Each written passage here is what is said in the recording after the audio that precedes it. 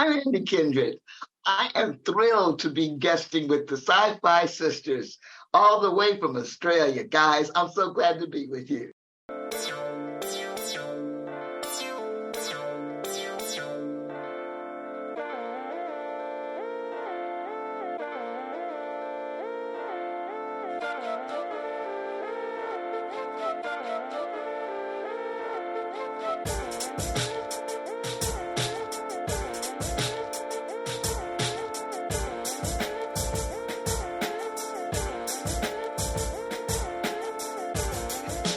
Everybody, welcome to the Sci-Fi Sistas podcast, where we give you our point of view.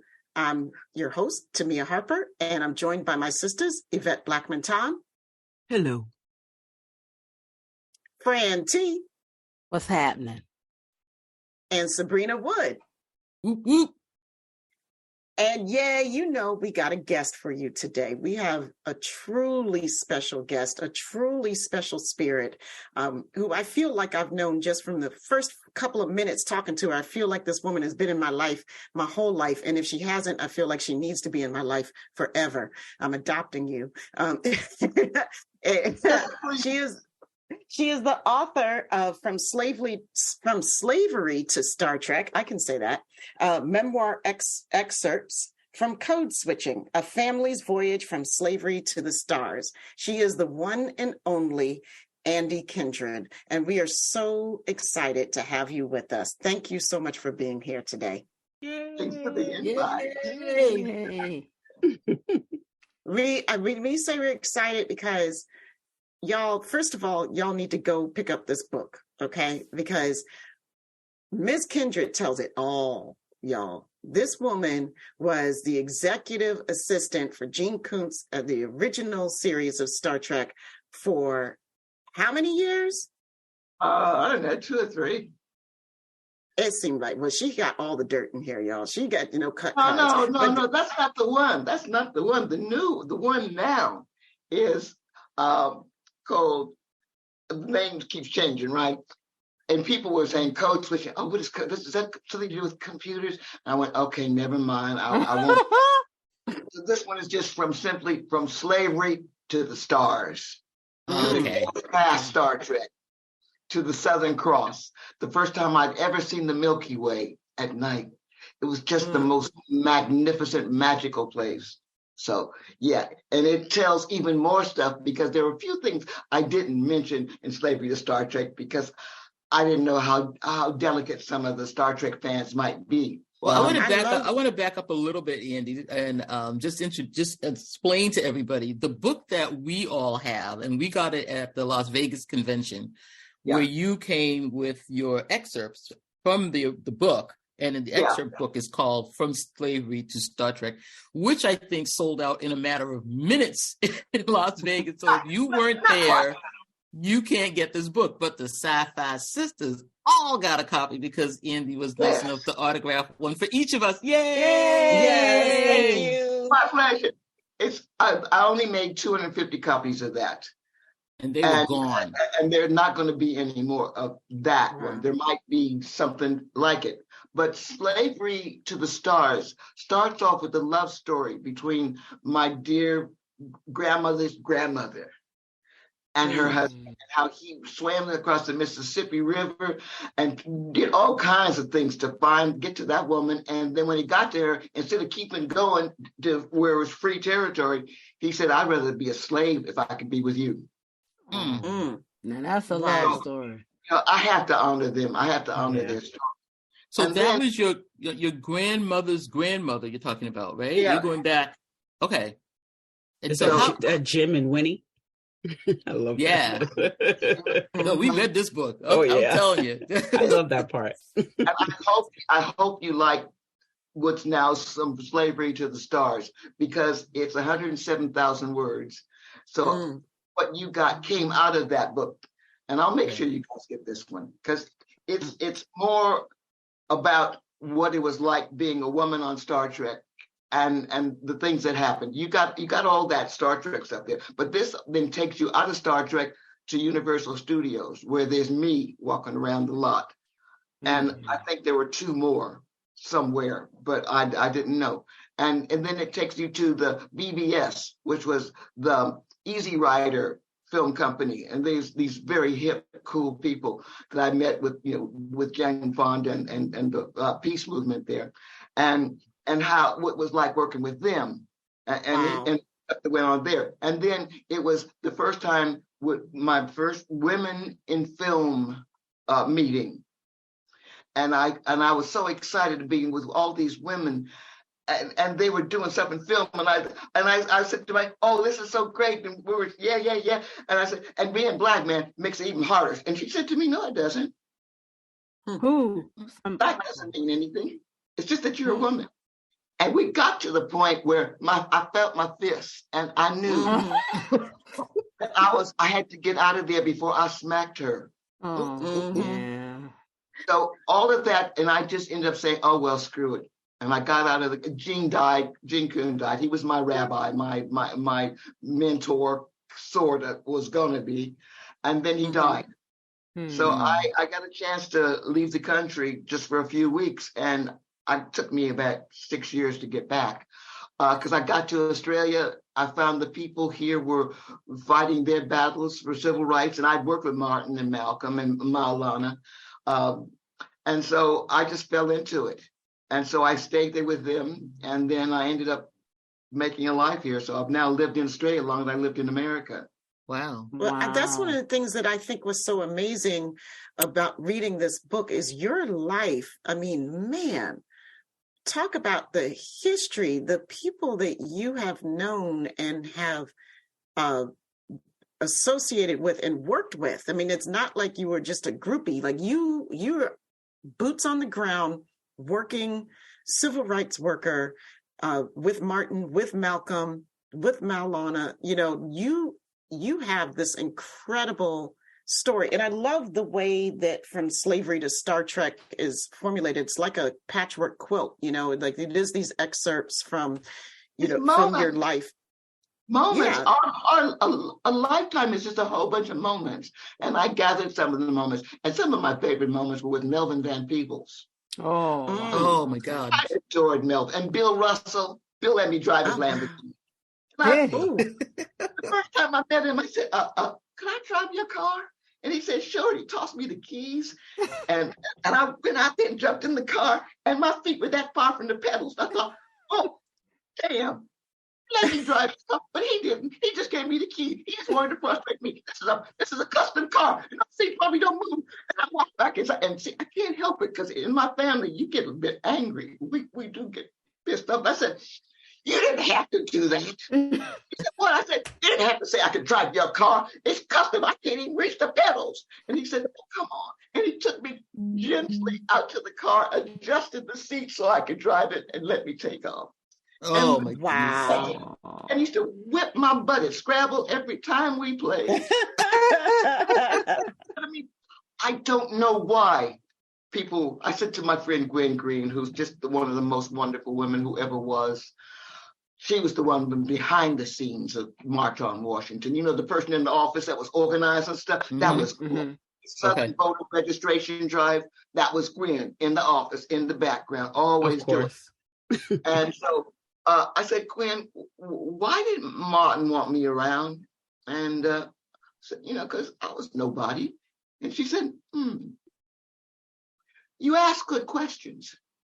And that was it. So I can look at so many people that have been in my life, and I'm just so grateful.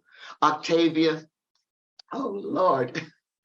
I've read Kindryd, fell in love with it, and had to find her, wanted to make that book, and ended up not doing that, but having a friend. Oh. And that was more important.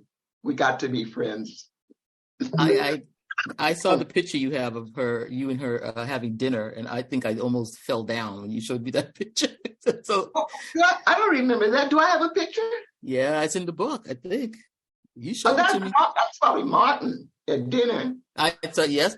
Listen, the book has pictures of so many people. Well, I want to get back. I want to get back because you're throwing all these names out. You're making me dizzy.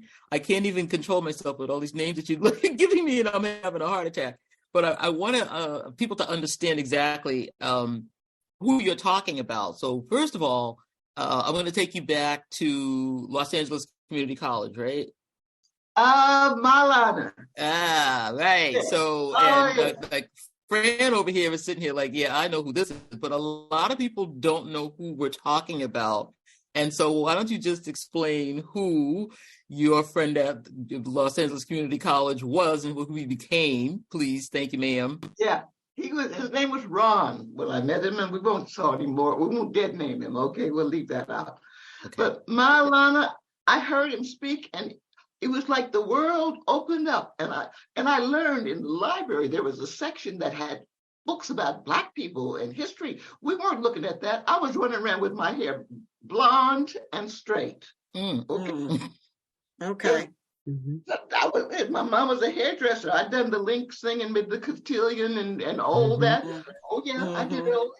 And so I met him, and for the first time, I mean, I was born colored, and then I was a Negro.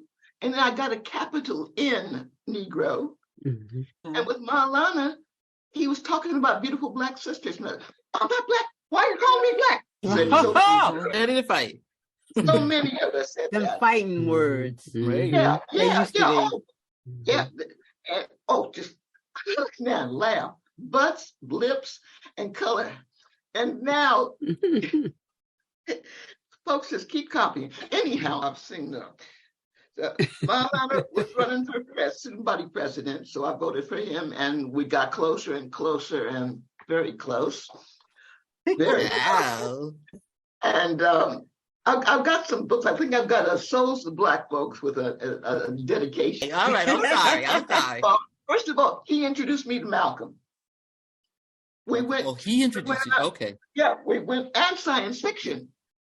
Yes. He introduced me to both science fiction and Malcolm. So we met Malcolm, and then we invited him to come to City College and speak. And it was the first time he'd been officially on a campus in California. He'd been off campus, but he'd never been on campus. And we got him on for the first time. So our friendship started from that. And then oh Lord, I have Maulana stories that don't even get to the book. Anyhow, he ended up doing a few doctorates and creating a holiday called Kwanzaa. Boom. There it is. The man who created Kwanzaa. Okay. That's guy number one. So I remember my kids were very little, and he'd come and read them stories about, tell them stories about Anansi, the spider, storyteller. And I remember my daughter said to her pediatrician, who was a very fair-skinned man, Dr. Blevins, you're a Black doctor, and you know Black is beautiful. And he's like, oh, yes, Paula, you're right. Thank you, Paula. And she was so proud. I mean, we felt so proud because he said to me, Andy, I don't know why you go out working to make money, to buy presents for your kids, and then tell them some big fat man, white man in a red suit bought them. That was not allowed in my house at all. So, yeah, that was my Maulana introductions, and he was very important in my life, and still is. And I'm glad we're still friends after all these years. I'm glad to hear that. Yeah, that's amazing. So I wanted to go back a little bit to the debate because we just did a panel dedicated to Martin Luther King and Nichelle Nichols, and we talked about the West Coast trip that you were the personal assistant for Martin Luther King on. And the man that Malcolm was debating that night was Ed Warren, who was same man that we mentioned was doing the lobbying against the studios to get more Blacks in. We just mentioned this man, and now I'm reading that this is the guy that you had come onto the campus. I'm like, oh my God, this is so crazy. It was great because he was lobbying, and the publicity was good for him, so he was happy to come on. President of the NAACP in LA, right? NAACP, yes. Oh, yes. I mean, we talked about Wah Chang on Star Trek, the prop maker. Right. Now, Wah couldn't join the union. They weren't letting anybody in, and they made it real clear that they would not allow Star Trek to hire any non-union workers. So they didn't.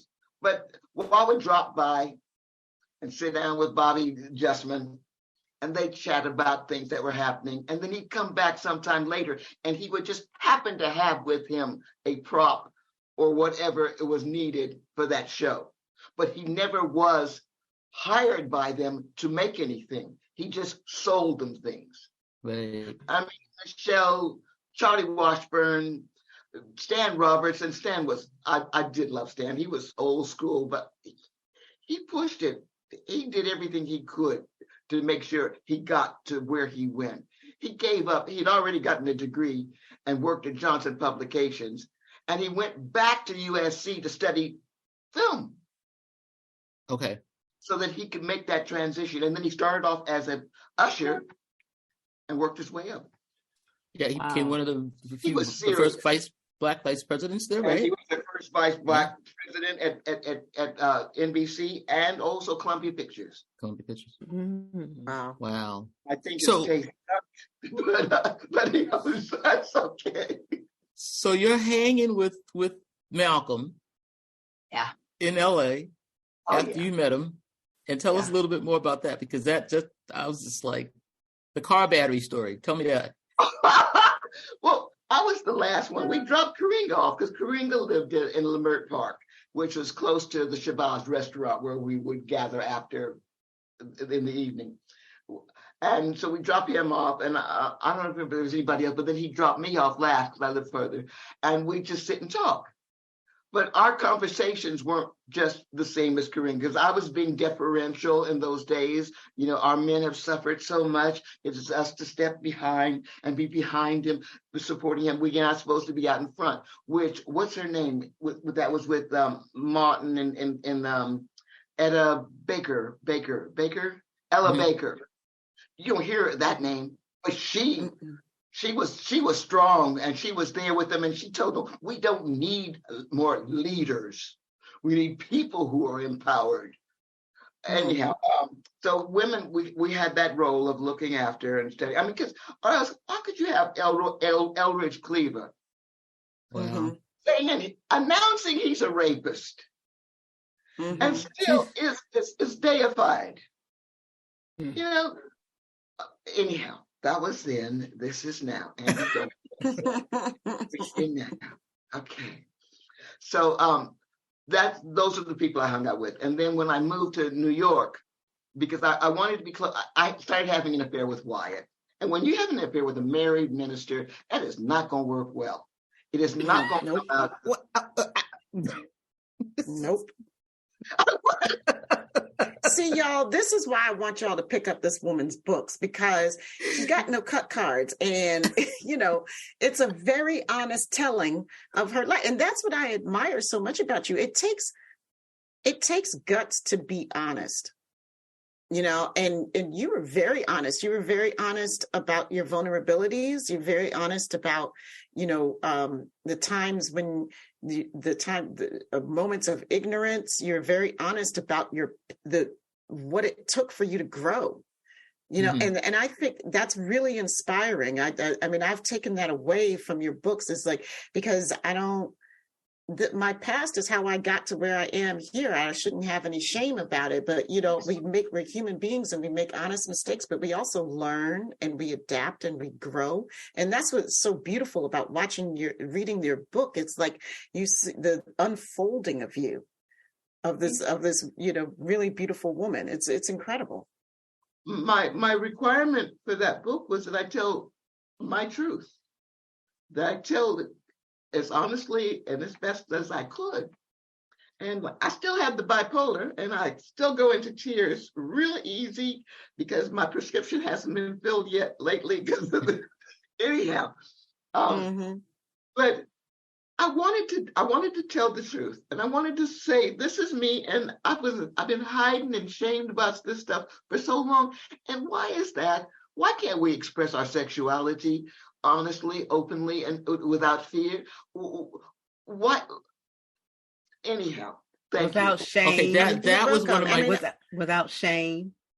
Why can't that was one of my favorite sentences in the book. I highlighted sentences that just hit me when I was reading it, and either sometimes they hit me because they were so powerful, sometimes because they were so funny, sometimes because they were both. And one of the ones that I highlighted was when you said, I enjoyed the search for good sex. There wasn't nearly as much around as you would think out there. Right? I love that. I was like, that. she's absolutely correct. Nothing has changed. We thought the 60s had it going on, but nope. Well, the 70s kind of did, but the 60s, I don't know. I wasn't having sex. Women still got done because they had Margaret Mead, who claimed that the South Sea Islander women, the Polynesian women, had free love and free sex. That was bull. They didn't, but they were just having her on. And that meant that when she wrote it seriously in her book, all these white guys especially were reading that and they were saying, come on, we should have free sex, free love, because it was all to their advantage. Right. And so, but when I was in high school, when I was really interested in sex, it was something that you just couldn't do it. And I wrote a little piece, I called it, I was a slut when being a slut meant something. Mm.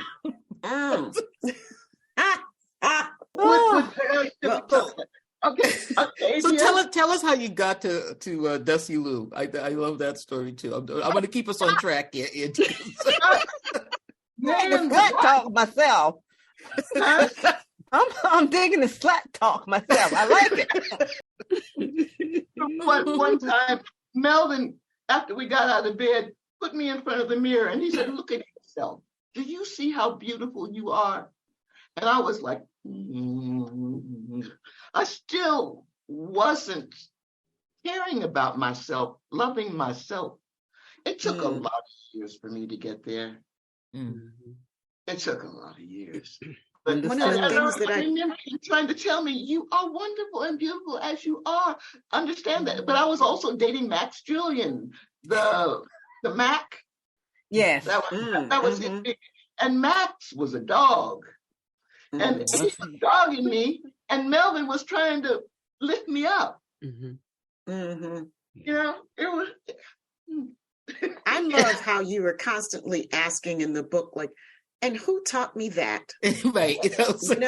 And who taught us that? And who taught me that? Who taught us that? Is reflection of, when you were struggling to come to grips with, like, let me wear my natural hair as opposed to, who taught me that my natural hair wasn't beautiful and good enough? I love that question. Who taught me that? It came from Malcolm. The first time I saw him speak, I think, was when he come out after the police had killed the brothers at the mosque, at the temple, because it was a temple then. And his talk was, who taught you to hate yourself? Who taught you to hate your lips? And I remember having this guy that I was crazy about, but he was very big and he had pink lips there. And my cousin's husband used to make fun of him and make fun of me for being with him. And I remember breaking up with him because I couldn't take that anymore. Oh, wow. His lips were too big and big. We got together 40 years later, but by that time, it was a little late. Anyhow, who taught me that? Who taught me that gay men should walk or dress or something a certain way? Who taught me that people who weigh X on a scale, or even Bill Shatner? Did you like the part about Bill and my daughter? Your daughter. Yes. I love that part. That was so hilarious. I love it. She came running into my office and she was just hysterical. And she was the one that told me to put the lipstick on. And I was so, what is it? What's going on? I'm ready to go to war. Yes. And she had seen him without his hairpiece. And I thought that was a big joke. Who taught me that people's boldness, now that I'm, after 40 years of dreadlocks, I'm everything at the top there. Who taught me that bald was bad? Well, come around, but now bald is cool. Yeah. One day. So What else? What else? I have to beg for praise. What else did you like about my book? Girl, everything. Like, I mean, once you start reading it, it's so hard to put down, and it touches so many points. And it's a quick read, and I could hear your voice, without even knowing you. It's such a lively voice that it is in the book that I was enchanted, and just wanted to read more and know more about what was going on. And, personally, I'm a big fan of these, looking at yourself and knowing that these are moments that, were painful, but I learned from them, and you just do it so eloquently, I love how you're talking about code switching, because you really were navigating these different worlds and learning to, and for those of you all who might be listening who don't know what code switching is when, like, Black folks, we have a way that we talk to each other when we're around each other. But when you get into a white setting with people, we talk a little bit more proper and a little bit more white. We have different languages that we speak amongst ourselves in different communities. And that's code switching, when you have to go to what is supposed to be the predominant language and the predominant culture says you need to talk and behave a certain way when you're interacting in this culture. And so you automatically do it. But, that's code switching. So I love that you are exploring that and you talk about it, because it's so much a part of every Black person's experience in this country. Oh, yes. You do not talk to your boss the way you talk to your parents, you talk to your friends, you talk to your, whatever. We switch to fit in. And I think one of the most embarrassing ones was when I code switched, but I went the wrong direction. And that was with George Plimpton. Because, I read the Paris Review. It was on my reading list back then, and when he fought Archie Moore, a few rounds to write for Sports Illustrated. Archie taught me how to punch. He was the one that showed me how to make sure that eeny meeny didn't get past Miney Mo. I'd already put my fist in their face, which of course is a limited tactic, because when you don't know who yelled nigger, you just see all those white faces. I think that was one of it did a lot, because after that I started having skin conditions, rashes breaking out, and eating everything I could, shoplifting so I could eat candy every day. And getting bigger and bigger and bigger and bigger, because I was shoving all that down, because as the only, or one of two, finally, after another kid came to the school, the only two Black kids in that all-white school, I had to do something. Can I imagine that? So your father was friends with Archie Moore and had him come over to teach you how to fight. Yeah. I think every Black girl's had their daddy or some male in their family teach them how to fight. My brother, my father. Yeah.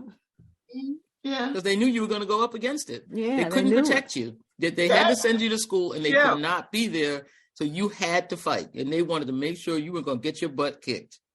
But my mom didn't notice that, because Mom was a proper lady who did everything to fit in. And when they said to her, "Oh, you sure are pretty for a dark girl," she took that as a compliment.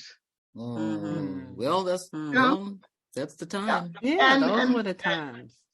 Those were the times. And so she just wanted me to be socially acceptable and reverent. Because in her beauty salon, I heard about this mythical rich white lady. And they worked for this rich white lady. This rich white lady gave them those clothes. That rich white lady did this, and that rich white lady. Till I thought this was this mythical person who above everything. And when I think it was still in my head when I met those women from Women in Film. I thought, oh, now that the rich white ladies are in here, we're going to get some movement going with women in Hollywood, in the industry. But yeah.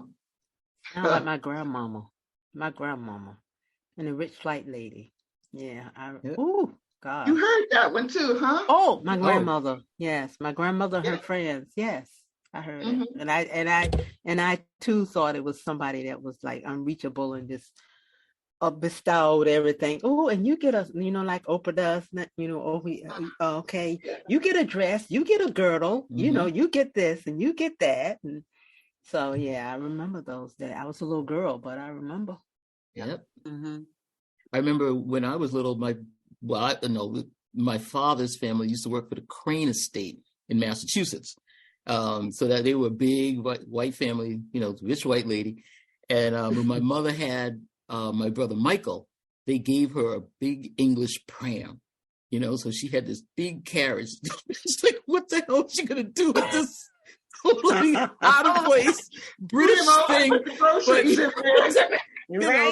Totally over the top. But and I remember, my aunt worked there, my uncle, my father, they all worked at the Crane Estate in the, the waiters, they were maids and washed the cars, all that. And I remember one time I got invited to a wedding at a fancy estate, and it was the Crane Estate. So I went to the wedding, and I had to tell my father, I said, Dad, I'm going to this wedding, and I'm going to the Crane Estate. And he just looked at me. He just went, well, that's different. I can remember my dad working for rich white ladies, and he got X amount of dollars an hour and toting privileges. Yeah.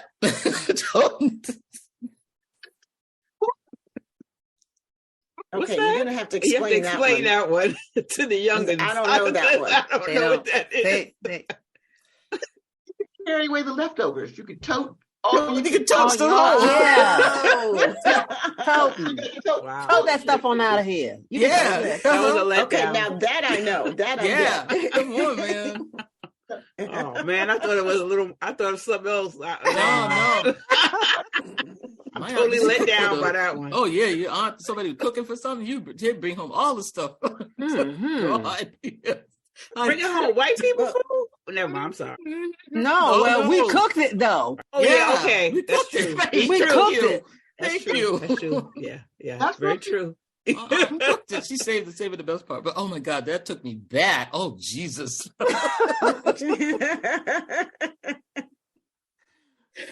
Okay, so you're at. I'm going back. I'm bringing this back. I want to move up to the Star Trek part because I really want to get to Octavia Butler. So come on, Sabrina. Bring us to Desilu, and now you get hired after the watch riot. Yeah, they hired two of us. Like you do in two, you get a male and a female. So they hired two of us, and. It's so true. Not the art, so it's still true.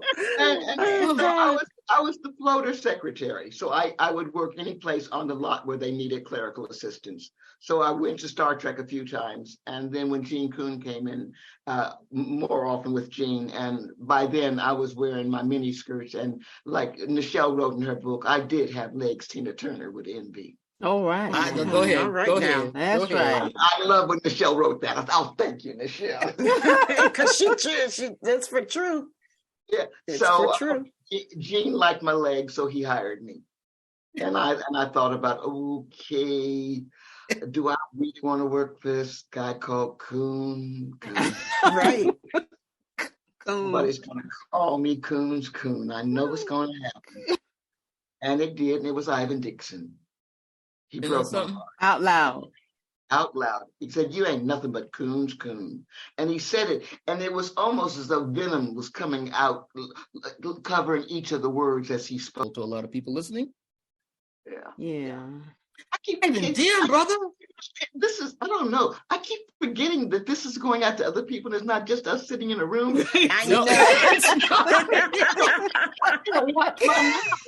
Have conversations. This is what happens when you hang out with the sisters. That's right. You've been name dropping, and I have to remember to be careful with some of the things I might say.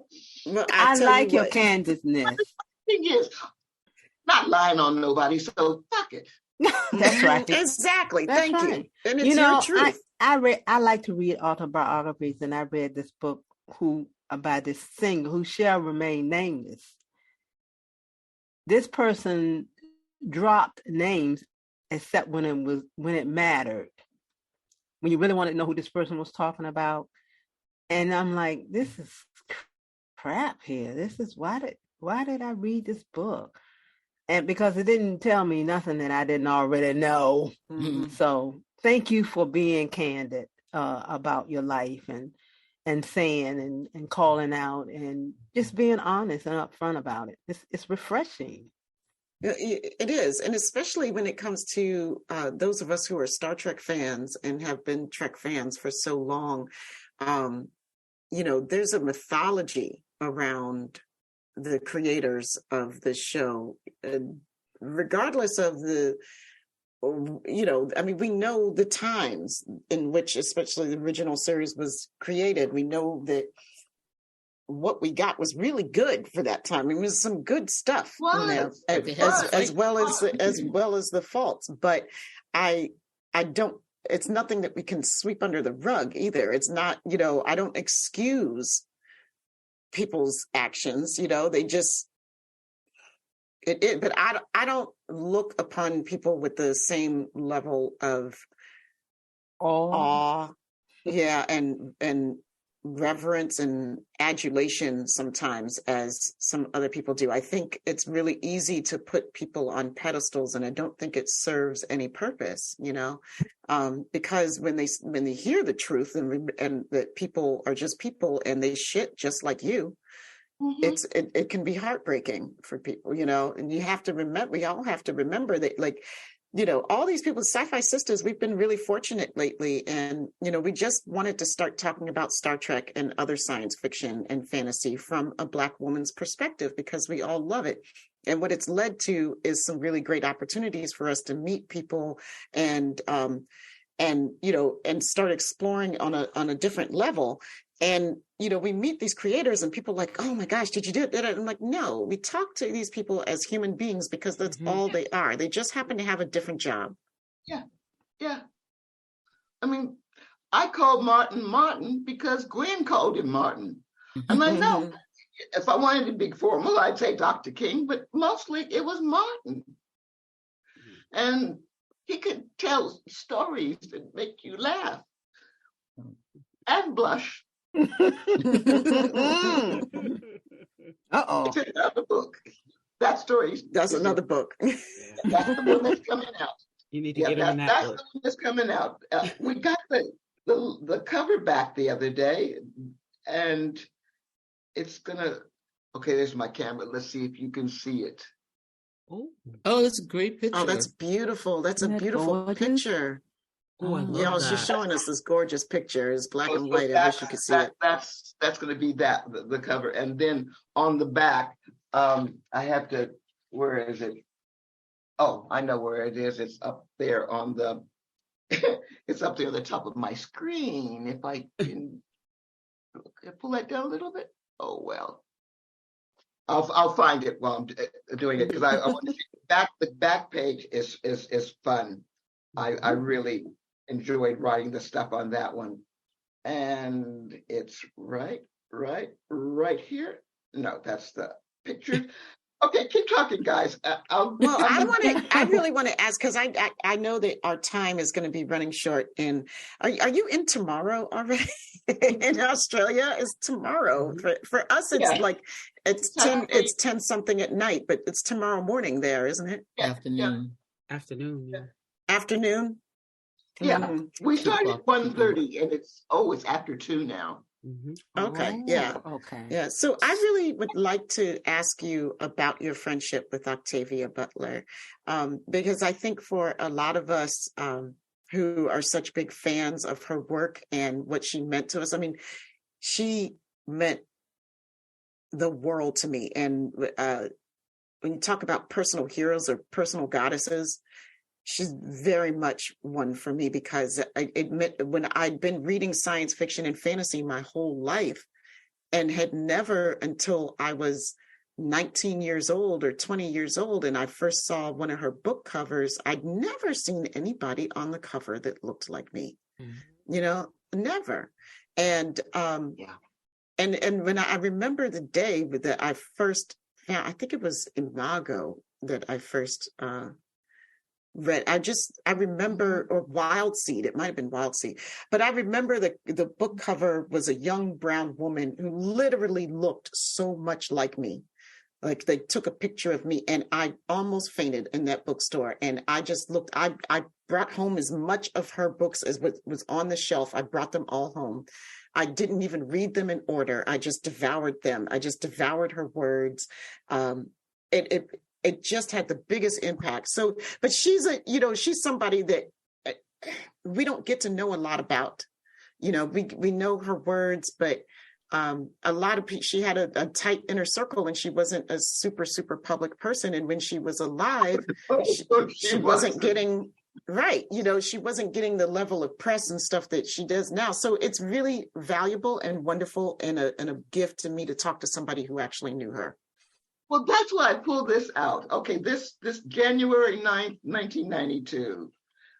How's this for speed? I promised to send you a book and just a few months later, here it is. Hey, faster than a speeding snail. Okay, she says, okay. She said, her sense of humor. What else is happening? Well, Governor Wilson says he wants to lower welfare payments, but wants to help children. I suppose it would help them to be kicked out of their horrible apartments in their horrible neighborhoods and have to live on the streets. Build character, right? This one over. I'm just trying to find the important things. Let's see. Okay. Seattle has worked out fine. This is December 11th, 2001. As well as you can see, I have begun to do email because that was one of our problems. She wouldn't email. And I didn't get around to writing too often. So this had taken a while. He said, to tell the truth, I don't like emails. I think because it's easier for me to forget to answer snail mail. She was. I always meant to answer it, but of course I put it down and it gets covered with other mail, books, tapes, CDs, and heaven knows what else, and I forget. Your letter, by the way, was under a notebook and a pile of Post-it notes of different sizes. I think it must mean something good that I remembered I put it there. I'm glad you're writing. Wait a minute. She went to England then. Oh, she loved Alaska. She loved the open space. I fell in love with Denali or whatever. I was eaten alive by mosquitoes, but the place was so beautiful, so big and empty. If only I could have had a few dark, starry nights, it would have been perfect. I don't get to see stars that often. I need to somehow. But it was July and the night never got dark enough for real stargazing. No northern lights either, of course. I've never seen them except in pictures. I will get back to Alaska. I loved it too much to stay away. Okay, she said, but if I can just get this latest novel finished, instead of writing bits of them and throwing them out, then writing some more bits and tossing them. I think when I'm blocked, I waste more paper with the computer than I did with the typewriter. I keep printing things out and dumping them. Anyway, when I get this novel finished, I'll either go back to Alaska, the Andes, or down to Antarctica. New Zealand is on my list too because of its ancient geology. Who knows, someday I might actually get to see you on or near your turf. And then she goes to work. Okay, what's over this one? Oh, this one I think is fun. I hope she sent me a book. And she said, I hope you've received the copy of And Then We Heard the Thunder. You guys read that one? Read that one, no. And then we read it. And then we heard the thunder. But I said, I wouldn't be surprised to discover that you hadn't received it, of course. I'll be interested to see how much faster this letter travels. I'd also like to be interested in hearing what you thought of Clay's arc. If you're not careful, you could become one of the few people on Earth who are worse, slower correspondents than I am. You wouldn't want that to happen. To switch back to the heat and sweat and lethargy and discomfort. I have a feeling summer's had a little help depressing me. My agent tells me she's got another rejection of blind sight. She gently, delicately advises me to flush it down the nearest toilet. She sent me a copy of the rejection letter. The editor praises the writing, but complains that he doesn't know what sort of a novel it is. In other words, he can't categorize it. Isn't that funny? I'm not having any trouble categorizing him. This is the kind of shit I got on Kindryd over and over. Well, I suppose if editors had imaginations, they wouldn't be editors. That's the most bigoted thing I've said all day. Oh, slap! The shade, the shade. I did a Black Writers in her own hand. Keep going with the letter. Okay. I did a Black Writers Workshop last Sunday. Every now and again, this is 1984, by the way. Yeah. Every now and again, it's nice to come out of my shell, stand in front of a group of people and pretend to know a lot. Good for the ego. Hey, write me something in Australian. Sweatily, Octavia. Sweatily. Okay. Thank you so much for sharing that. Wordsmith. This is before one of those. I've done it, moved to Seattle. It's wet and cool, and I still have tons of unpacking to do. I've barely begun to learn my way around, but I do love it here. But I do have a great view of the distance. I can see the Cascades whenever I go to the store. It's great. You'll see when you visit. And just you can't save emails though, so you have those letters. I know, and that's what's so fun. What's this one? I have this stuck there. Oh, hi there. We all have our weaknesses. You like emails? I like holiday cards. Peace on Earth. You can see the card. It says peace on Earth. Oh wow! As soon as possible. Best wishes, holidays, and all around joy. I'm writing a vampire novel and having more fun than I've had in years. That was fledgling. Oh, wow. And after that was fledgling, yeah. Yeah, after she started working on that, she did this. She sends me another card. And of course, good health, prosperity, and fun. Speaking of fun, I finished my vampire novel. It's due to be published in early 2006. Okay. Wow. So I just wanted to share you some of these. What's this one? Oh, dear Andy, this is 96. I'm writing because I can't remember whether I've given you my new address. I moved to Altadena and gotten a new P.O. box, still in Pasadena. I finally bought that house I've been threatening to buy for years. If this is old news, I apologize. I decided that maybe repeating myself was better than just vanishing on you. How in the world are you? When are you visiting? So I fell in love with Kindryd. There was an article that Charlie Jane wrote for a magazine, and I just got it when Kindryd came out. The film came out, and she tells the story of how I found the book, fell in love with it, said I gotta make this movie. I gotta make this film. I mean, I was hopeful. I'd gone off to AFI, done, I fellow there, and that hadn't worked out because I didn't realize they were so right-wing there. But I had fun. I had fun when I left. They believed in the auteur theory of the artist, the director's artist of the film. And I remember as I left, I slammed down a stack of paper, unmarked paper, and said, "Shoot that," and walked out. I loved that moment. I enjoyed that. Yeah, shoot that, mother. Anyhow, I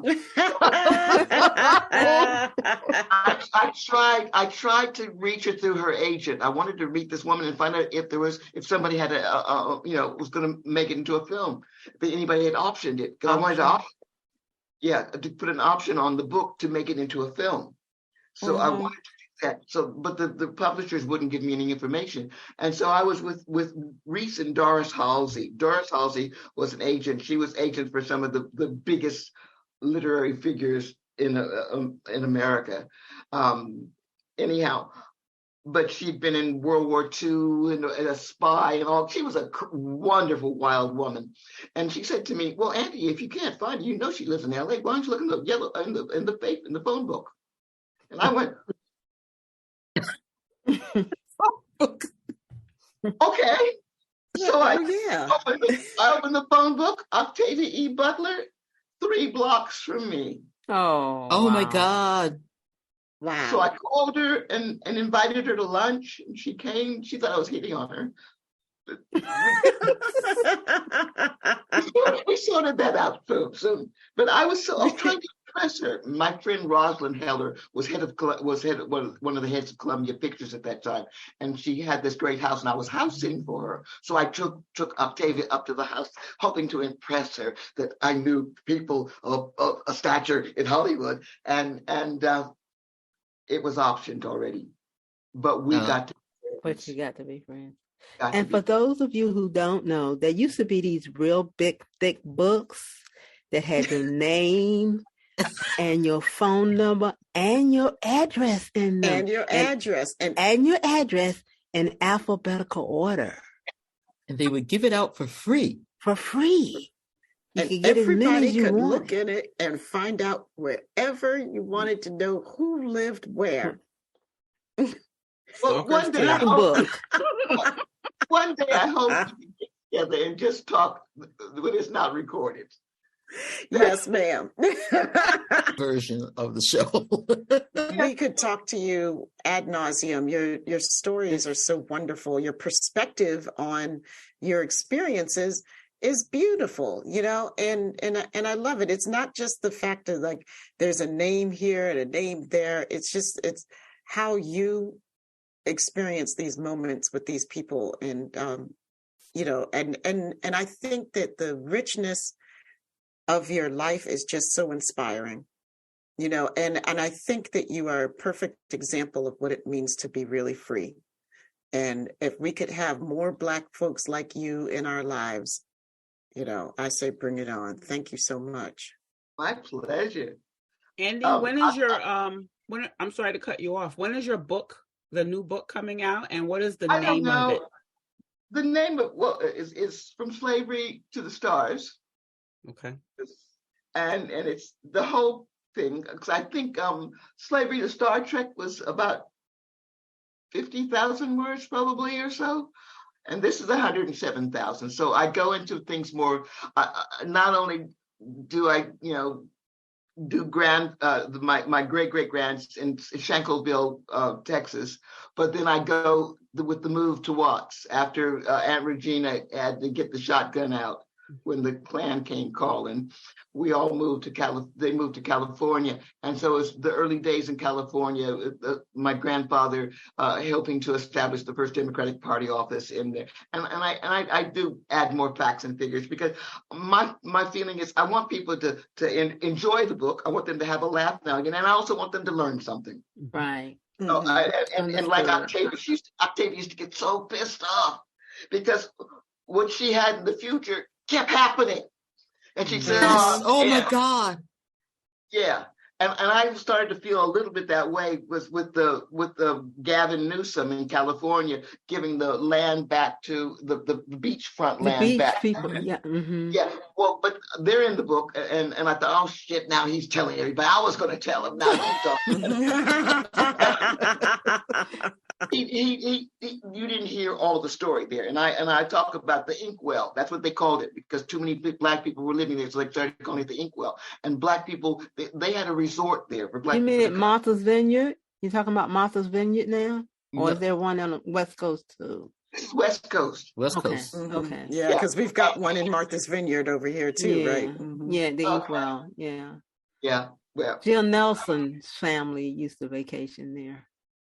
Yeah, my friend Onita Estes Hicks, you saw her in the news a few years ago because her family, for Georgetown University, sold some of her family to get the money for the university, and she was having reconciling her Catholicism with slavery. So, told me a bit about it. But they also had a beach club at Redondo Beach, which burnt down the night before it was to open. So the Klan came in, and that's what happened. The Klan came in. They weren't the only family who lost their property. There were several families that lost their property. And so I talk about 90% of LA was under covenants that prohibited Black people from living there and redlining. I mean, we know what happened in New York. You couldn't get a loan in Harlem to improve your property or to buy property till Bill Clinton moved in. And my friend Sam Waterston, the Law and Order guy, Sam was telling me about he bought a brownstone for his son, and now his son's a landlord. And I thought, yeah, thanks. Mm-mm. Well, y'all, I think that this has been a truly beautiful hour. I thank you so very, very, very much for spending time with us. I mean, it's just been a pleasure. My pleasure. And may I ask you, if anybody knows any publishers or agents, please let me know, because I'm 84 in 2 weeks and I'm tired. And doing all the things to do, it's finished. Can't be waiting on these people. Oh my God. Look at it. There's the manuscript. All right. Congratulations. It's done. That's awesome. And you saw the cover. Y'all hear that, Trek Nation? Trek Nation, y'all come together on this one. Come on. So if you guys can offer me any advice as to where to go and how, I would be so grateful, because I'm weary. We got you. I got some people to talk to then. Yep. And you can be weary. You're 84 years old and you're a Black woman that was raised in America. Okay, guys. Thank you very much. Thank You're you welcome. too. So folks, Thank you. if you've been listening and you have thoughts that have been popcorning in your head around from this amazing conversation and you want to share them with us, Yvette, can you tell folks how they can share? I sure can. You can find us at sci-fisistas.com. That's SYFYSISTAS.com. Join us on the mothership. That's MUTHASHIP. And the Sci-Fi Sisters Book Club, both on Facebook. Download the Trek Geeks Network app, where you can find us and our family of podcasts on the Trek Geeks Network. On Instagram and TikTok, sci-fi.sisters. We are also on the Twitter at Sci-Fi Sisters. Become a patron of Sci-Fi Sisters today at patreon.com/Sci-Fi Sisters. After listening to this podcast, please rate us and write a review. We may just read it on an upcoming episode. And of course, we can't leave without shouting out the baddest engineer in all the universes. That's Dose the Anonymous One, who's responsible for all the music you hear on our show and the engineering. And if you need audio production skills or video production skills, look him up on Instagram. He's Dose_the_Anonymous_1. We love you, Dose. And we love you all for listening. Thank you so much. Peace, love, and hair grease, y'all.